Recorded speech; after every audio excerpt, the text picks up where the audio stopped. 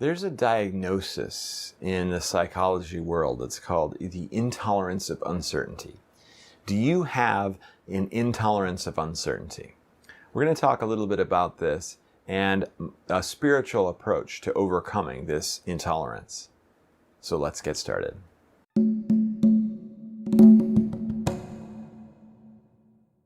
I have to start off by saying that whenever we're diagnosed with something, we're diagnosed with cancer or schizophrenia or autism or ADHD, whatever it is, we tend to then look at ourselves differently as soon as we receive that diagnosis. So what is going on here? First of all, if we're looking at ourselves differently, in what way are we looking at ourselves? I think we're looking at ourselves as flawed. Now there's something wrong with us, clinically wrong with us. It's been proven that we are screwed up in some way. We have some sort of issue that must be resolved. When we start to look at ourselves like this, now we're starting to see ourselves as a problem. And when we see ourselves as a problem, then we start to feel unworthy. And when we start to feel unworthy, then we lower our vibrational frequency, and now we have a huge hole to climb out of, because then we can become frustrated over this, or we can be angry over this, or we can be afraid that we'll never get out of it, or that we're going to experience this for the rest of our lives, or that we're not going to get any better. This downward spiral is very difficult to overcome. So it doesn't even matter what the diagnosis is, just the fact that you receive a diagnosis means that you've got a whole lot of problems ahead of you. This I definitely do not like about the way that our system works. But that doesn't change the fact that our system works that way. So how do we handle it? How do we deal with it? From a spiritual perspective, you have no flaws. You are perfect exactly as you are. There are two types of perfection. There's perfection without flaws, which is the one that our parents wanted us to be, that our teachers wanted us to be, that our bosses wanted us to be, and eventually that we want to be. Then there's the other perfection, and that is perfection with flaws, that our flaws are actually perfect. That is a very interesting one because it exists everywhere in the universe, whereas the perfect without flaws does not exist anywhere in the universe. It simply doesn't exist. There is always a flaw. Flaw is texture. Flaw is interest. Okay. So if we can look at ourselves and realize that we are already perfect, no matter what our diagnosis is, no matter what our affliction is, no matter what kind of experience we're having, that we're actually perfect, that puts us at a new baseline. And we don't have to look at ourselves so negatively. We don't have to judge ourselves so much. Okay, so now that we can kind of do that, that is at least the spiritual approach, and that all the experiences that we have here, we actually chose for ourselves in our soul contracts before we were born. So now let's look at the intolerance of uncertainty. The intolerance of uncertainty is fear. That means that we do not know what's going to happen, and as a result of not knowing what's going to happen, we are essentially maybe having a panic attack, or avoiding the thing that we don't know what's going to happen. In case you're not totally sure what the intolerance of uncertainty actually is, a quick definition or a quick example would be that if you decided that you didn't want to give your friend a ride to the airport because you were busy or you didn't want to be bothered, then that is not the intolerance of uncertainty. The action would be that you don't do it, but the cause is not the intolerance of uncertainty.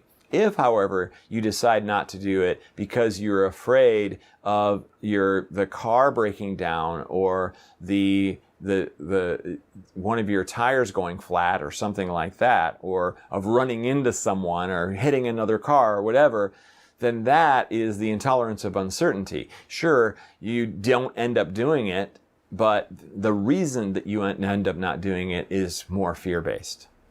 So for those of you who have the intolerance of uncertainty experience, then you're afraid of anything that you don't know for sure what's going to happen. Man, that is totally understandable. We don't have to have a diagnosis for that. We can actually look at that and say, oh, well, yeah, there's lots of people that have that issue. I have an intolerance of uncertainty about skydiving. I'm not totally sure that that parachute's going to open. But do I look at myself as somebody who's all screwed up? Definitely not. This is natural and this is normal. Well, where does it come from? It's a survival experience. Our survival depended on us being able to predict the future. Well, how good are we at predicting the future? We're terrible at it. If we were any good at it at all, we would all be Bitcoin billionaires. So instead, we're trying to guess what's going to happen. Well, in what way is the safest way to guess? The safest way to guess is to guess that everything's going to go wrong. So that then when those wrong things do actually occur, we are actually ready to handle them. We've already thought it through. We've already gone through the process. We know when somebody breaks into the house, how we're going to proceed. We're going to grab the bat and we're going to grab the phone and we're going to be dialing 911 and maybe we'll be barking like a dog or whatever we've decided is the best way to survive that situation. The reason that we go through that whole scenario is not because we are screwed up and all a mess, but because we're trying to survive in a dangerous world. And that's what this world especially was when we were in our primitive times. Everything could kill us. A scratch could kill us. Certainly a predator, and any number of drinking the wrong water could kill us. All kinds of things all over the place could kill us in our primitive times. So we come about it very naturally to be afraid of the most things. So I really want you to stop beating yourself up over having the intolerance of uncertainty. It's totally natural. You're not weird. You're not screwed up. You're actually a master survivor. Okay, so wouldn't you rather look at yourself as a master survivor than somebody who's all screwed up? Well, that's going to put you in a better baseline as well. Okay, Master Survivor, how would you like to be able to not be always on your toes as a Master Survivor? Wouldn't it be nice for every once in a while to be able to have faith and trust that things will work out? Absolutely. So what's the spiritual approach to that? That you are provided for, that you have spirit guides, that you have connection to the spirit world, that you have a soul contract that already states pretty much everything that's going to happen in your life. In maybe not into the detail level that you're going to experience, but in general, you're going to have a relationship here, you're going to have money here, you're going to have a lack of money here, you're going to have an addiction issue over here. Most of these things are pre-planned out about when they're going to happen. You're going to have an awakening over here. You're going to have, it just goes on and on, all these different things. Oh, you're going to work with this person and you're going to really upset them so that they learn a lesson. So when you look at the world in this way, in this kind of predetermined sort of way, you do have some free will in the way that you respond to things. But for the most part, it's pretty planned out. When you look at it in that way, oh, well, the pressure's off a little bit. It can work out just fine, and it probably will. But even if it doesn't, here's something that you know to be true about yourself. You'll figure it out. You'll handle it. You will respond. You will adapt. You will adjust.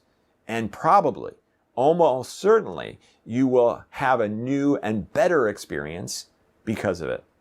Now, not only did you get over this thing that you didn't want to happen, but all of the lessons that you learn from it will make you even stronger and more amazing than you were before. Well, wait a minute. So what was I so worried about that for? It just made me stronger. It just made me better. It just opened up new possibilities and opportunities in my life. So when you know that to be true, when you are absolutely sure that the soul contract already exists and everything that you're experiencing, you've already signed up for, and if you know that you can adapt to almost any situation and handle anything, then you know that you're going to be just fine. And so you can start to not be a superstar survivor, that you can actually be a superstar experiencer. You can observe and see the world exactly as it is and be excited about it and be happy about it and be excited to find out what happens when you take your friend to the airport and you do end up with a flat tire. Uh-oh, now what do? Okay, well, maybe you call a service company and they come out and they fix your tire and you get to talk to the service guy and he's really interesting. Or you get on the phone because you're sitting there waiting anyway and you call your mom or a family member that you haven't talked to in a while and you have this great conversation that you've been needing to have. It sounds like things worked out pretty well. You adapted to the situation by calling a service company and you got to talk to someone that you hadn't talked to before. That's just one of many examples. Then it turns out that the tire would have blown up in a different scenario altogether, but this way it's now fixed before you go on a long trip and not have to and be in the middle of the desert for it to happen the next time. There are so many reasons why all the things that happen to us do. So when you know that, when you have faith in that, when you trust in that everything's going to work out exactly as it's supposed to, then you are a little bit less of a survival superstar and a little bit more of an experiencer superstar. Okay, so I'd like to provide an activation that will help calm that feeling, that fear feeling. So if you'd like to, go ahead and close your eyes and take a nice big deep breath. And relax as you exhale. Feel yourself sinking into the chair that you're sitting in or the bed that you're laying on, whatever it is that's supporting you. So we're going to do an activation to reduce the intolerance of uncertainty, the fear of the unknown.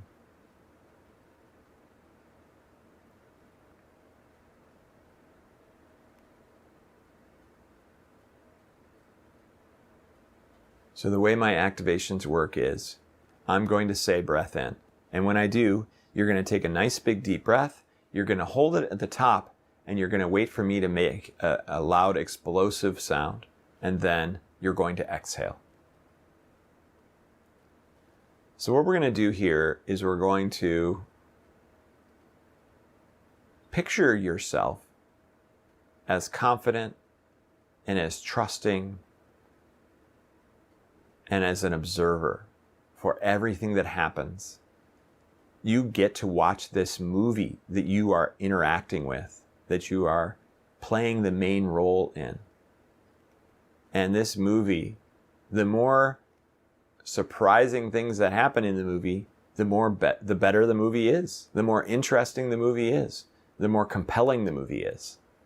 So seeing your life as a movie as opposed to as life or death can lighten the load and relax your anticipation of the future and disintegrate your intolerance of uncertainty. So picture yourself being comfortable with whatever happens. Even if it's a fantasy, just go ahead and picture yourself and take another nice big deep breath and relax in that fantasy, in that image of you as being comfortable with anything that happens.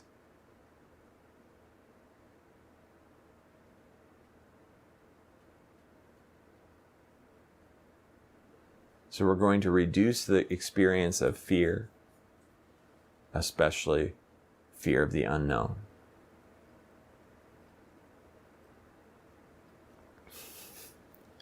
Breath in.